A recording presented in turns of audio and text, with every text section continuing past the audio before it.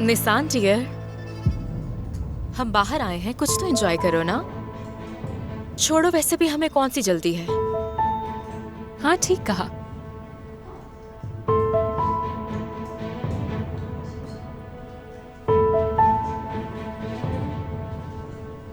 क्या अभी भी गुस्सा हो मुझ पर? नहीं तो क्यों गुस्सा होंगी मैं आप पर? तो फिर ऐसे क्यों पेश आ रही हो मुझसे? ये मेरा नॉर्मल रवैया है।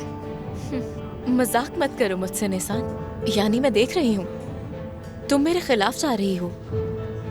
शायद हो सकता है कि कल रात वाली बात की वजह से ऐसे पेश आ रही हो। बाबा,